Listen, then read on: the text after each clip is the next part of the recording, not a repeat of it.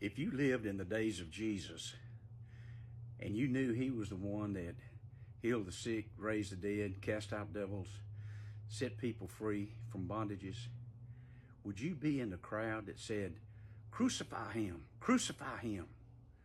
Or would you be those that wept for him when he was being beaten and hung on the cross? I read something in an article the other day. I'm not a doctor, I'm not a scientist, and you can bear this out by your own search.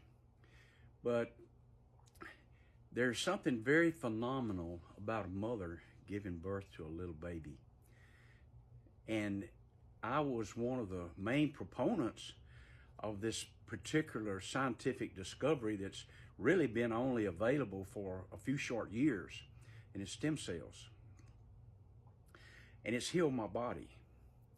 But did you know that when a baby is in the mother's womb, the stem cells from the umbilical cord pass out of that little baby's umbilical cord into the mother's system, and it heals that mother, did you know, for decades.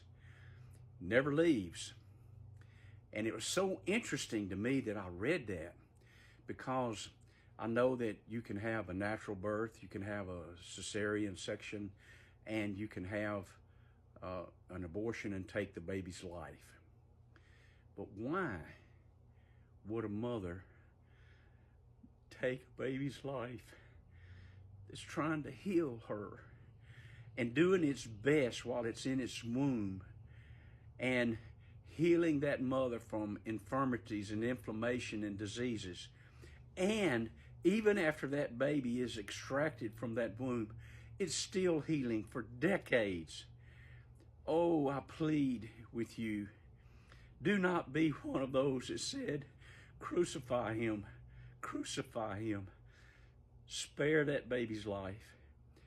Some of you may say, "Well, I can't afford to do this. They don't have any money." Well, guess what? Joseph and Mary didn't either. "Oh, it'd be a shame to my family." Well, guess what? Joseph wasn't even married to Mary at the time when the Holy Ghost overshadowed her. And it was a shame to him that he found her pregnant before they got married. There's many reasons that people want to do this, because maybe they feel like it's too much of a burden, too much to care for, and it's not something they want to do, and their boyfriend left them, and they're not going to have a support of a father. There's ways to protect that baby, the very baby that is healing your body and healing your life. And I implore you, if this video only touches one woman and spares one little baby, one, it'll have been worth the price. And I pray that this goes down into your heart and you feel it just like I do, that you wouldn't take the life of the one that is healing you, the one that cares about you, the one that you bonded with, that you would protect that little baby at all cost. And you would weep for that baby if it were to die, and you surely would. I don't know of a mother that's ever lost a child because they couldn't keep it, that didn't weep for it even years afterwards. But even in those stem cells and that DNA is still working actively in that mother. And that's why they feel it so much. Their emotions are so high about that.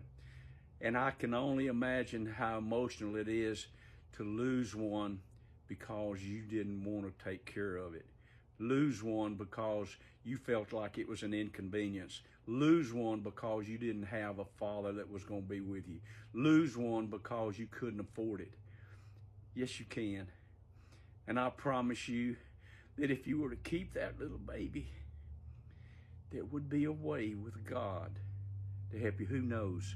That baby may grow up to be a great person and a leader of men and women in many places of the world.